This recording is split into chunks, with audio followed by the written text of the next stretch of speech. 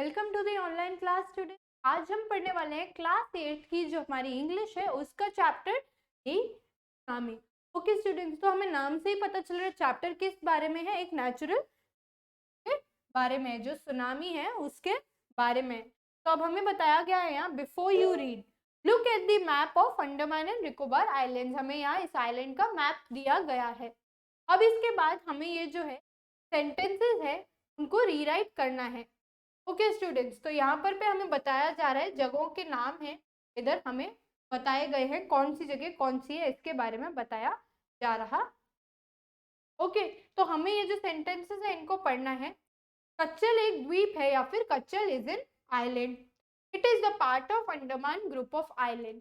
तो अब हम यहाँ देख रहे हैं जो कच्चल आइलैंड है हमें यहाँ दिख रहा है, किस पार्ट है, ऊपर की तरफ तो जो निकोबार है वो है और नीचे की तरफ अंडमान है। तो yes, this part of this is not the part of Andaman because यहाँ पे निकोबार आइलैंड्स का मार्किंग। तो अब हमें यहाँ क्या राइट या रॉन्ग बताना है। तो अब हम यहाँ क्या लिखेंगे, पहला तो कच्चल इज एन आइलैंड, हमें ये तो क्लियर है कि कच्चल आइलैंड है। ओके, पर it is not the part of Andaman. Okay, Nancowry is an island in the Nicobar group. तो अब हम यहाँ देख रहे हैं हमारा जो ये निकोबार ग्रुप है क्या है, इसमें कहीं नैनकोवरी आइलैंड है? Yes, it is नैनकोवरी आइलैंड है। अब हमें इसको भी टिक करना है कि ये सही है। Katchal and Nancowry are more than 100 miles apart. अब हमें जो है स्केल को देख करके बताना है कि दूर है। ओके स्टूडेंट्स, नेक्स्ट हम देखते हैं the Andaman and Nicobar islands are to the west of India. Okay, and next है the Nicobar islands are to the Andaman. Okay, तो हमें इन सब चीजों के जो आंसर्स है ये देने। अब हम यहाँ पे नेक्स्ट हमारा जो है आ जाते हैं हम ये नीचे दिए गए जो ये अपने पास सेंटेंसेस है इनको तो हम बताएंगे। इसके बाद हम आ जाते हैं सुनामी के बारे में। What is tsunami? Tsunami is the very large and powerful wave. Tsunami है वो बहुत ही बड़ी और बहुत पावरफुल यानी कि शक्तिशाली वेव है, लहर है, जो किससे आती है, कॉज्ड बाय अर्थक्वेक। किससे आती है? अर्थक्वेक से। ठीक है, अब हम एक बार वापस पढ़ लेते हैं, भूकंप से आती है वो। समुद्र के नीचे भूकंप होते हैं, उनके कारण सुनामी जो है उत्पन्न होने वाली जो अति विशाल एवं शक्तिशाली तरंग है उससे हम सुनामी बोलते हैं। समुद्र के नीचे भूकंपों के कारण उत्पन्न होने वाली एक अति विशाल यानी कि बहुत बड़ी और शक्तिशाली तरंग जो है उसे हम सुनामी बोलते हैं। ऑन 26 दिसंबर 2004 सुनामी हिट थाईलैंड। 26 दिसंबर 2004 को एक सुनामी कहाँ आई थी? थाईलैंड में आई थी and parts of India such as Nicobar and Andaman islands. एक सुनामी 26 दिसंबर 2004 को थाईलैंड और इंडिया के कुछ भाग जो अंडमान निकोबार द्वीप है, जहाँ द्वीप समूह है वहां पर पे आई थी एंड तमिलनाडु कोस्ट और तमिलनाडु के जो तटीय क्षेत्र है उनको उससे प्रभावित किया था। कौन सी सुनामी ने? 26 दिसंबर 2004 की सुनामी ने। यहाँ साहस और जीवत की कहानियां दी जा रही है। यहाँ पे here are some stories of courage and survival. अब यहाँ पर पे जो लोग उससे बचे थे उनकी साहस की और जीवत की, कैसे वो जीवित बाहर निकले उसकी कहानियां बताई जा रही है। Did animal sense that a tsunami was coming? क्या जानवरों को सुनामी के आने का एहसास पहले ही हो गया था? कुछ कहानियां दर्शाती है कि उन्हें आभास हुआ था। यहाँ पे कुछ स्टोरियां suggest that they did feel tsunami. Okay students, तो हम सुनामी के बारे में पढ़ने वाले हैं और उनका जो आभास है वो पहले से ही किसे हो गया था। The questions related to passages are given in the exam। अब ये जो पैसेजेस हम पढ़ने वाले हैं एक एक दो दो करके, इन सब के बाद हमारा क्या है? कॉम्प्रीहेंशन चेक है। यह एग्जाम में आएंगे इसी फॉर्म में। देयरफॉर इसके बाद क्या हमें इसके शब्दार्थ है, जो इसका अनुवाद है वो सब वापस से देखना पड़ेगा। ओके स्टूडेंट्स, हम यहाँ स्टार्ट करते हैं। The stories are from Andaman and Nicobar archipelago. अब ये जो अंडमान निकोबार की जगह है उसकी ये जो है हमें कहानियां बताई जा रही है। Ignesius was the manager of a cooperative society. अब कच्चल जो है हमारा क्या था? उस द्वीप समूह का एक पार्ट था। इंजीनियसिस जो है उसका वहां का मैनेजर है। ठीक है, his wife woke him up at 6 AM। Angénieux तो एक बंदे का नाम है, एक लड़के का नाम है, उसकी जो वाइफ है उसने उसे 6 बजे उठा दिया था। वो कच्चल नाम की जगह पे जो है मैनेजर है। ठीक है, अब क्यों उठाया था? बिकॉज बता रहे, because he felt an earthquake, क्योंकि उसे भूकंप का आभास हुआ था. Ingenious carefully took his television set off its table. Ingenious ने सावधानी से जो है अपना टीवी जो है उस टेबल से उठा करके रखा जमीन पे, down on the ground, so that it would not fall and break, ताकि वह गिर के टूट ना जाए. Then the family rushed out of the house. उसके बाद जो परिवार है वो घर के बाहर भाग गया. When the tremor stopped, जब वो जो भूकंप है, जो कंपन है, वो रुक गई, tremor stopped, they saw the sea rising. उन्होंने जो है, जो सी है हमारी आसपास, जो उसके समुद्र था वह उठ रहा था, उसमें से लहरें उठ रही थी. They saw the sea rising in the chaos and confusion. The chaos and confusion मतलब इन सब चीजों के बीच में, इन सब कंफ्यूजन के बीच में, two of his children caught hold of the hands of the mother and fathers and mother's brother and rushed into the opposite direction. उसके जो दो बच्चे थे, उन्हें किसका हाथ पकड़ा था? मदर्स फादर, यानी कि अपने नाना और मामा का, मदर्स ब्रदर का हाथ पकड़ के दूसरी दिशा में भागने लगे. He never saw them again.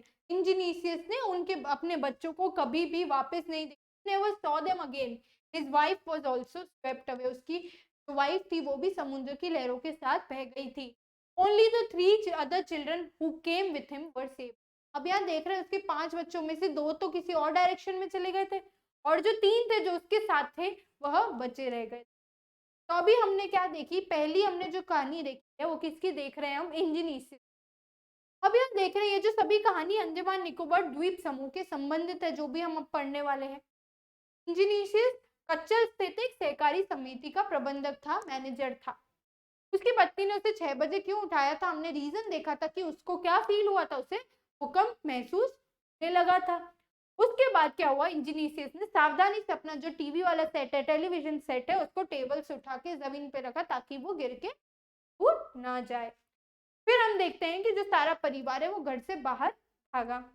अब हम देखते हैं जब कंपन रुका, जो ट्रीमर्स थे जिसकी हमने बात की थी वो रुकी, तब उन्होंने समुद्र में से जो लहरें उनको उठते हुए देखा, समुद्र को उफनते हुए देखा. अफरा तफरी और असमंजस के बीच क्या हुआ, उसके 2 बच्चे अपने नाना मामा के हाथ पकड़ करके दूसरी दिशा में भागने लगे. अब उसने क्या यहाँ बता रहे हैं कि उन बच्चों को भी नहीं देखा, और उसकी पत्नी भी जो है पानी के साथ बह गई थी, और उसके जो बाकी के 3 बच्चे जो उसके साथ रुके वह बच पाए थे. ओके स्टूडेंट्स, तो ये हमने क्या देखी थी, अभी हमने देखी है जो एक भूकंप है उसकी कहानी पढ़ रहे हैं, उसने क्या क्या कॉज किया है. स्टूडेंट्स हम इसमें वर्ड मीनिंग्स पढ़ लेते हैं जो हमारे इस पैराग्राफ में आई है, ताकि हम इसे और अच्छे से समझ पाए. आर्किपेलागो का क्या मतलब है? आर्किपेलागो वो जगह होती है जो समुद्र से घिरी हुई होती है. समुद्र से घिरे हुए जो द्वीपों का समूह है. हमने कौन सा आर्किपेलागो के बारे में बात की है? कच्चल नाम के आर्किपेलागो के बारे में हम यहाँ बात कर रहे हैं. मैनेजर मतलब जो प्रबंधक होता है, हमने देखा था इंजीनियस कच्चल की जो कोऑपरेटिव सोसाइटी है वहां का मैनेजर था. कोऑपरेटिव सोसाइटी का मीनिंग हम देखेंगे, जो सहकारी समिति हम कोऑपरेटिव सोसाइटी बोलते हैं. वो का मतलब होता है जगाया या उठने. देखा था कच्चल को, कच्चल में जो ये लोग रह रहे हैं, फैमिली है, उसमें जो इंजीनियस है उसकी वाइफ ने उठाया था, यानी कि जगाया था. अर्थक्वेक का मतलब होता है भूकंप. के बारे में पढ़ रहे हैं स्टूडेंट्स हम, भूकंप और सुनामी के बारे में इधर पढ़ रहे हैं. रेप का मतलब होता है टूट. रश्ड आउट का मतलब है तेजी से बाहर की तरफ भागना. रश्ड इन का मतलब वैसे ही क्या होगा, भागना. ट्रेमर का मतलब होता है कंपन, जो यूजुअली किससे फॉर्म होते हैं? अर्थक्वेक से आते हैं. कियोस का मतलब होता है अफरा तफरी, इधर उधर भाग जाना. हमने क्या देखा था, कियोस एंड कंफ्यूजन था, यहाँ पे अफरा तफरी थी. कंफ्यूजन का मीनिंग हम यहाँ देखते हैं, वो किस चीज के असमंजस में थे कि वो किस तरफ भागे. अपोजिट का मतलब होता है विपरीत या फिर उल्टा. डायरेक्शन का मतलब होता है स्टूडेंट्स यहाँ पे दिशा. एंड स्वेप्ट अवे का मतलब होता है बह जाना. हमने देखा था इंजीनियस की जो वाइफ है वो वहां से बह गई. अब हम यहाँ पर नेक्स्ट हम देख रहे हैं, हमारा जो नेक्स्ट पैरा है, संजीव वॉज अ पुलिसमैन. दूसरी स्टोरी देख रहे हैं हम यहाँ पे. पहले हमने इंजीनियस की स्टोरी देखी. Sanjeev was a policeman serving in Katchal island of Nicobar group of island. अब संजीव एक पुलिस वाला है जो कहाँ पर तैनात है? कच्चल आइलैंड, जिसके बारे में हमने पढ़ा, जो कि निकोबार अंडमान ग्रुप वहां पर ये है। द्वीप समूह जो है हमारा कच्चल जो है वो वहां पे है। He somehow managed to save himself, his wife and his baby daughter from the waves. अब बोल रहा है कि इसने तो वो जो सुनामी आई थी 26 दिसंबर 2004 की, उससे अपने आप को, अपनी बेबी को और अपनी वाइफ को तो बचा लिया, but then he heard cries for help from the wife of John the guest house cook. पर इसके बाद उसको किसकी मदद की पुकार आने लगी? कौन चिल्ला रहा था मदद के लिए? जो उसके घर में खाना बनाता था, उसकी वाइफ है, द वाइफ ऑफ जॉन। ये जो कुक की वाइफ है वह चिल्ला रही थी मदद के लिए। Sanjeev jumped into the water to rescue, ये पानी में कूदा उसे बचाने के लिए, to rescue her, but they were both swept away. पर फिर क्या हुआ? जॉन की वाइफ और संजीव दोनों पानी के साथ बह गए। अब नेक्स्ट हम यहाँ देख रहे हैं 13-year-old Meghna was swept away along with her parents and 77 other people। यहाँ बता रहे हैं कि क्या क्या कॉज किया है सुनामी ने। एक 13-year-old की जो लड़की थी मेघना, वो भी पानी के साथ बह गई थी। कितने और लोगों के साथ? 77 लोगों के साथ वह बह गई थी। She spent 2 days floating in the sea। वो 2 दिन तो पानी में ही तैर रही थी, जो समुद्र था उसमें ही तैर रही थी। क्या पकड़ के? होल्डिंग अ वुडन डोर, जो डोर था वो भी बह गया था, से पकड़ के वह 2 दिन तक तो पानी में ही फ्लोट कर रही थी, तैर रही थी। 11 times she saw relief helicopter overhead। अब यहाँ बता रहे रिलीफ हेलीकॉप्टर्स वो होते हैं जो ऐसे बाढ़ ग्रसित, सुनामी ग्रसित एरियाज में जाते हैं और जो लोग हैं मुसीबत में हैं उनकी मदद करते हैं, उन्हें हम बोलते हैं रिलीफ हेलीकॉप्टर्स। ओवरहेड, उसने 11 बार जो है रिलीफ हेलीकॉप्टर जो मदद के लाए थे उसे देखा था आसमान में, बट दे डिड नॉट सी, पर उन्होंने उसे नहीं देखा समुद्र में। She was brought to the shore by a wave। अब वो किनारे पर कैसे आई थी? एक बड़ी सी लहर से वो किनारे पर आ गई थी। And was found walking on the sea shore in days, और वह बेहोशी की हालत में फिर क्या मिली थी इन सब लोगों को, जो उनकी रिलीफ रेस्क्यू ऑपरेशन हुआ था उसमें वो उन्हें चलती हुई किनारे पर मिली थी। एक बार हम वापस देख लेते हैं, हमने इस पैराग्राफ में क्या देखा। संजीव जो था वह निकोबार द्वीप समूह के कच्चल द्वीप में सेवा कर रहा था, सेवारत एक पुलिसकर्मी था। अब वहां जैसे तैसे वह अपनी पत्नी को और अपनी बच्ची को, छोटी सी बच्ची को लहरों से बचाने में सफल हो ही गया था। पर कुछ देर में उसने क्या, अपने जो अतिथि गृह के रसोईया है उसकी वाइफ की आवाज, उसकी पत्नी की आवाज सुनी, चीख पुकार सुनी मदद के लिए। तब वो उसने देखा और वह उसे बचाने के लिए लहरों में कूद गया, जो पानी था उसमें कूद गया, लेकिन वे दोनों उस पानी की लहरों के साथ रह गए। अब हमने यहाँ देखा उसी के साथ हमें एक और स्टोरी बताई जा रही है 13 वर्षीय मेघना की। 13 वर्षीय जो मेघना है वो अपने माता पिता और 77 अन्य लोगों के साथ बह गई। अब हमने यहाँ देखा कि एक और फिर लहर आई थी, उसमें ये लोग भी सब बह गए थे। उसने समुद्र में एक लकड़ी के दरवाजे को पकड़ लिया और वह तैरते हुए 2 दिन गुजार लिए थे। हमने ये देखा था स्टूडेंट्स। 11 बार उसने अपने सर के ऊपर बचाव कार्य में लगे हुए जो हेलीकॉप्टर है उन्हें देखा था उड़ते हुए, पर जो हेलीकॉप्टर है वो उसे नहीं देख पाए पानी में तैरते हुए। फिर हमने देखा था एक लहर उसे किनारे तक ले आई, उसे बदहवासी की हालत में समुद्र के किनारे चलते हुए पाया गया था। तो अभी तक स्टूडेंट्स हमने 3 केसेस देखे हैं सुनामी के, और उसके जो कॉजेज हुए हैं, जो बैड इफेक्ट्स हुए हैं उसके बारे में हमने 3 हमारे केसेस है उन्हें देखा है। अब हम यहाँ पे देख लेते हैं हमारे जो वर्ड मीनिंग है, जिससे हमें ऊपर के पैराग्राफ्स और समझ आएंगे। आइलैंड का मीनिंग होता है द्वीप, हमने देखा था ये कहाँ रह रहे हैं, अंडमान निकोबार आइलैंड्स। समहाउ का मतलब होता है जैसे तैसे। हमने देखा था कि जो संजीव है ही समहाउ रेस्क्यूड, यानी कि जैसे तैसे रेस्क्यू किया था। मैनेज का मतलब होता है व्यवस्था करना, अब इधर व्यवस्था की, मैनेज का मीनिंग। सेव का मतलब होता है बचाना। ओके, तो संजीव जो है क्यों कूदा था पानी में? To save the wife of John. Next हम देख रहे हैं वेव्स का मतलब होता है स्टूडेंट्स लहरें। हर्ड का मतलब होता है सुनाई पड़ना, एंड क्राइज का मतलब होता है जो चीख पुकार होती है वह। गेस्ट हाउस का मीनिंग होता है अतिथि गृह होता है उसे हम गेस्ट हाउस बोलते हैं। एंड रेस्क्यू का मीनिंग होता है बचाना। स्पेंट का मीनिंग हो जाता है बिताया। फ्लोटिंग का मतलब होता है तैरना। हमने देखा था कि जो हमारी यहाँ पे मेघना थी वो 2 दिन तक फ्लोट कर रही थी दरवाजे के सहारे, वॉज फ्लोटिंग यानी कि तैर रही थी। रिलीफ का मतलब होता है बचाव, ओवरहेड का मतलब होता है सर के ऊपर या फिर आसमान में, शोर का मतलब होता है किनारा, समुद्र के जो किनारे होते हैं उसे हम शोर बोलते हैं। इन अ डेज मतलब बदहवासी की हालत में, जो थोड़ी सी बेहोशी की हालत थी उसे इन अ डेज बोलते हैं। ओके स्टूडेंट्स, ये तो था हमारा सेकेंड पैराग्राफ। अब हम इसका जो अबव पैसेज है इसके क्वेश्चन आंसर को एक बार ध्यान दे देते हैं। What was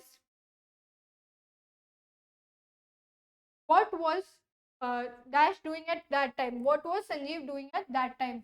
He was rescuing. वो किसको रेस्क्यू करा था? He was rescuing his wife and daughter. वो अपनी वाइफ और डॉटर को बचा रहा था। अब नेक्स्ट हम देखते हैं हाउ ओल्ड वॉज मेघना। हमने देखा था शी वॉज 30 ईयर। इसके बाद हमने देखा था हाउ वॉज मेघना स्वेप्ट अवे, हु वॉज मेघना स्वेप्ट अवे अलोंग विथ। तो हमने देखा था अ डोर, वो किसके साथ? डोर के साथ वहां पर पे चली गई थी पानी में। She was swept away floating on a door because of waves. ठीक है स्टूडेंट्स, नेक्स्ट हम देखते हैं how many days did she spend in the sea. हमने देखा था 2 डेज। कितने डेज वो पानी में फ्लोट करते करते निकाल रही थी?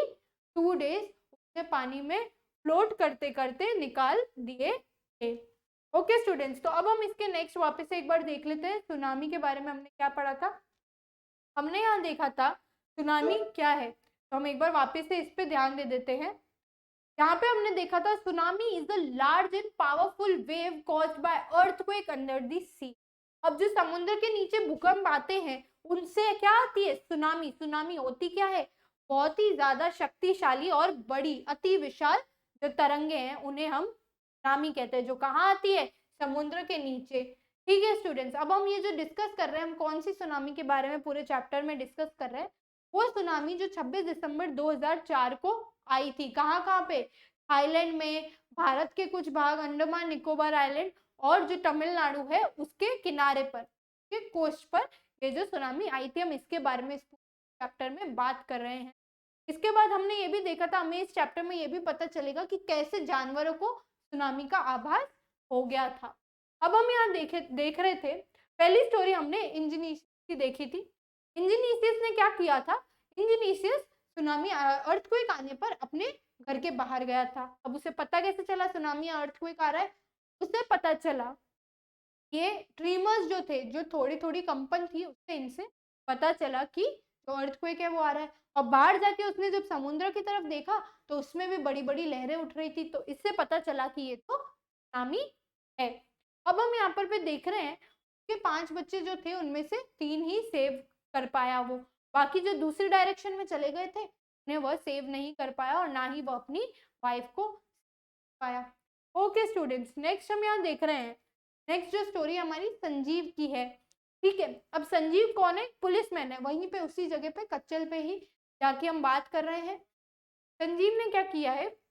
अपनी बेटी और अपनी वाइफ को, छोटी सी बेटी अपनी वाइफ को बचा लिया है उन वेव से। ओके, अब हम यहाँ देख रहे हैं उन लहरों से उसने बचा लिया। But then he heard cries for help from the wife of John. पर उसने जॉन की वाइफ से क्या सुना? चीख पुकार सुनाई दी उनको बचाने के। Sanjeev jumped into the water to rescue her, but both were swept away. Sanjeev ने का जो है रेस्क्यू यानी कि उसको बचाने के लिए पानी में कूदा, पर वो दोनों ही स्वेप्ट अवे हो गए, यानी कि दोनों ही बह गए। 13-year-old मेघना was swept away along with her parents and 77 people. अब जो 13 साल की मेघना है अपने पेरेंट्स और अदर 77 लोगों के साथ स्वेप्ट अवे हो गई। She spent 2 days floating in the sea. वो 2 दिन सी में फ्लोट कर रही थी, यानी कि समुद्र में फ्लोट कर रही थी। किसके सहारे? Holding on to a wooden door. Okay, फिर हमने देखा था 11 times she saw relief helicopters overhead but they did not see her. अब बचाव कार्य में जो हेलीकॉप्टर लगे हुए थे उसने उसको 11 बार देखा पर उन्होंने नहीं देखा। बाद में उसको किनारे पर क्या ले आई थी? एक बड़ी से, वो बहुत ही बदहवासी की हालत में मिली थी। फिर हमने यहाँ देखा है what was Sanjeev doing that time. Sanjeev was rescuing his wife and his daughter. How old was Meghna? की उम्र हमने 13 देखी. And who was Meghna swept away along with? Meghna was swept away along with 77 other people and her parents from the wave. अब हम यहाँ देख रहे हैं how many days did he spend in the. अब हम देख रहे हैं वो 2 दिन जो है वुडन डोर के सहारे उसने कहाँ समय बिताया अपना सी में. ओके स्टूडेंट्स, तो हमने यहाँ क्या देखी थी, सुनामी देखी थी, उसके जो इफेक्ट्स है अर्थक्वेक और जो ट्रीमर्स है वो देखे थे और वो लोगों को क्या क्या कॉज करते हैं. ओके स्टूडेंट्स, ये वाले जो क्वेश्चन आंसर है ये करने वाले हैं हम अपनी क्या उसमें. Okay students, so that's all for today. Thank you and have